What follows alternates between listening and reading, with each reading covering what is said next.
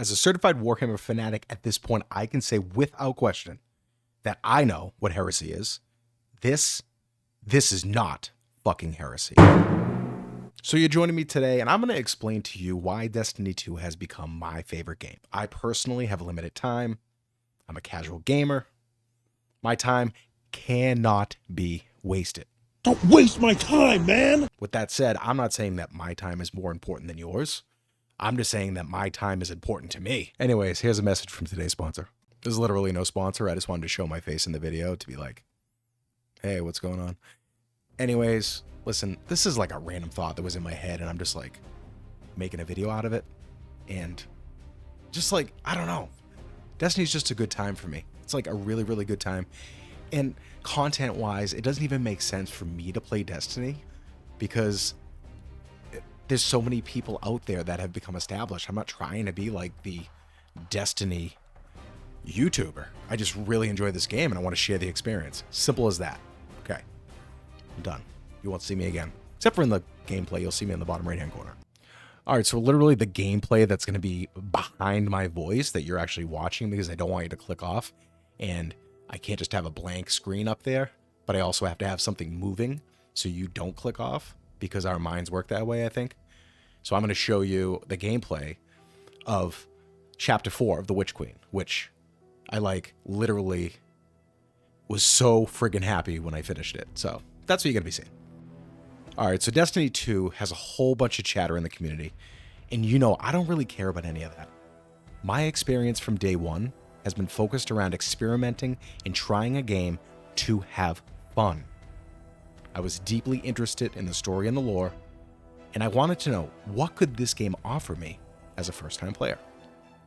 Well, first off, it offered me fucking confusion. What the fuck is this? I had no idea what to do when I booted up the game.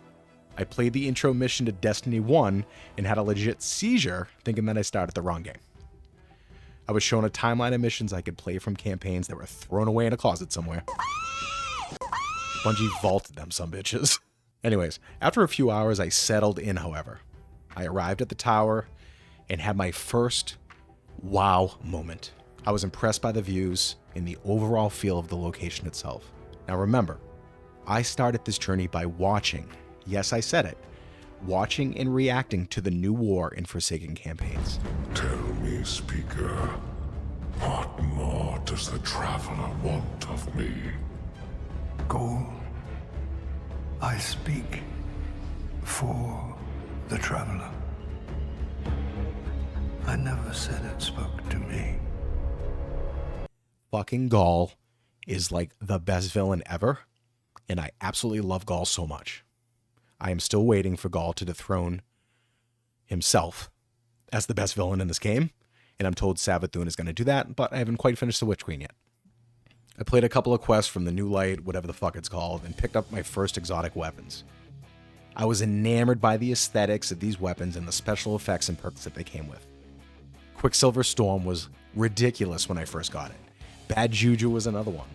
And both of those, more so Bad Juju, is viable later in the game as well. And it was just amazing picking up the exotics. Plus the UI looks so cool, the way you can inspect the actual weapon itself. Never mind the armors. Then I met Xur. What a cool ass dude. And I heard before he used to bounce around to different locations, but now he's so lazy. He just stays in the tower. I'm not moving.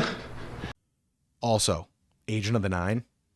Bife, what does this mean? I need you. I met some cool folks over in the Discord and tried my hand at PvP. Crucible was fun.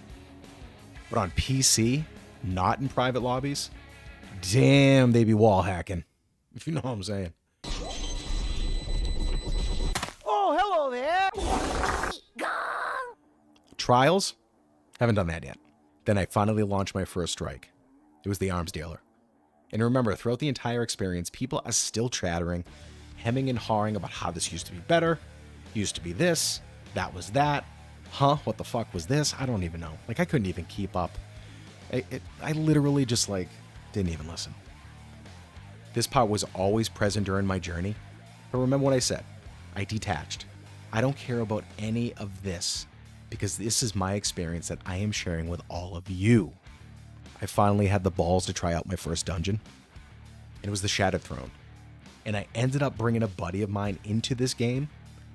Having a real life friend in-game actually makes this even more special for me, more hilarious, and by far more fun. And this is the Ascendant Plane, so I know that. And Brad, you haven't been here at all, right? Not at all. I haven't been to many places at all because I let people talk me out of this game. You made it through the intro, and then you were like, okay, let's do a dungeon. Yeah, exactly. I was like, all right, I skipped the tutorial. Let's do something hard.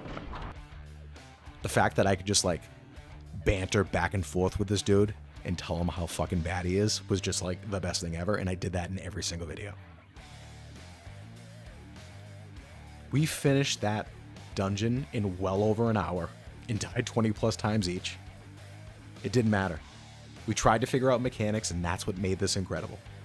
That brings me to the set design, which includes the mechanics, the gunplay, the fashion, the layouts, mission structure, skyboxes, and music. All of these create a magical experience. Yup, I said it. Magic. Don't fucking forget it. Now, everyone has their opinion, and that's all good. I don't have an opinion. I have an actual gameplay journey decked out with incredible experiences filled with laughter, fun, and stupidity. My first raid was Crota's End. It was fantastic. The Sherpa was on point, and the fire team was superb. I am now hungry for more raids. Fucking starving. So I won't talk about campaigns specifically in this video because I'm going to leave that for my 100-hour review of this, which will be more in-depth with actual situations and better gameplay. And this is just a quick one. It's just one I had to make. These thoughts like literally came to my mind, and I have to make a journal entry, basically, which is in fact a YouTube video. So the gunplay is second to none. This is the best gunplay that I've experienced in a game. And I know Call of Duty has phenomenal gunplay, but the way that you can use your guns or not use your guns and use your abilities and your supers, which are a spectacle in themselves, just elevates the experience to something special, something that you really don't find in other games. Now, I'm not comparing it to other games, but this game is its own thing. So when I am looking at other games now for endgame content specifically, I'm saying, where are the raids? Where are the dungeons? What do they have for endgame? Does it compare to Destiny? You! Feel it calling to us. Be careful.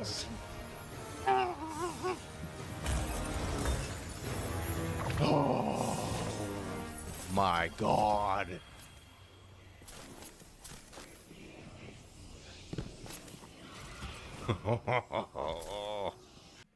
Music is the best music that I've heard in a video game.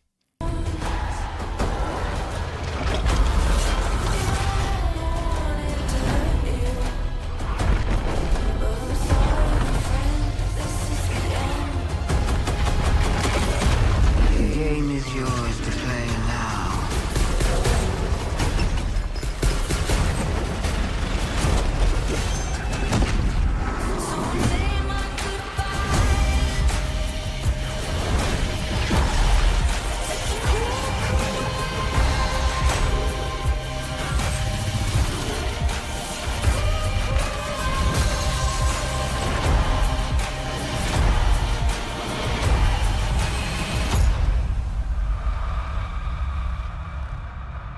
Just don't say I didn't warn you. Now listen, these aren't facts. Like, this isn't a fact, but you really can't argue the fact that the music isn't phenomenal. It is so great. All of the dungeons and the raids have some of the best music, some of the best soundtracks that you will ever hear. The Witch Queen campaign specifically, which I will kind of talk about in a second, really nails that ambiance. The sound effects, the music, it all ties in beautifully. It kind of creeps you out a little bit, but in the best way. Skyboxes are second to none. There are, I don't even know at this point, 100 hours, maybe 50 to 60 different times where I had that Elden Ring moment where I kind of walk up to a vista and I just look around and say, you fucking kidding me? Bungie, how did you do this? How is it possible that it looks this great? So what I will say though is community is definitely number one. Like no lie, these folks are special. They're kind, they're passionate. Many have come together in the Discord to sync up for dungeons and raids, or just to simply chat together about making their builds better. These guys have been playing this game for thousands of hours. They're talking about, how can I make my build better? That's something I can't even begin to talk about. You can actually make friends in this game, and that's the best part. 100 hours in, and I have met so many amazing people. And also, now that we're talking about builds, I actually know how to put together a stasis build and a void build. It took that long, but I actually know what I'm doing now, to an extent, with mods and all that. I still have to unlock some stuff, but you get the point. Anyways, let's just cut this video now. I love this game because it has given me everything that I want from an experience. Will I find it again in another game? Probably in some fashion, yes, but not in this same way. The first video that I made was me literally downloading this game that was free to play, didn't own any of the expansions, and then on that same day that I was about to make this video, everything went on sale, so I scooped everything up except for 2 dungeon keys for $70. So all in, I'm $70 in this game. I have all of the content pretty much. I'm ready to go. And I didn't have any expectations. I came from Warframe, a game that I truly enjoyed, loved the story, but then just kind of put it down because I wanted more. I wanted more endgame content. Warframe didn't have what I was looking for in that regard. And I think that's okay for me to say. I think it's fine. You need to enjoy the things that you love and are passionate about. And Destiny is that game for me. Thank you so much for watching and listening. Eyes up, Guardian. See you on the next one.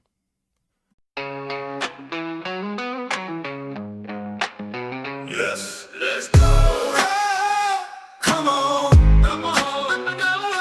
Level head, heavy metal, lead foot up on the pedal wall. Now let's go. Hold on tight and never let go. 'Cause you know we're gonna settle the score.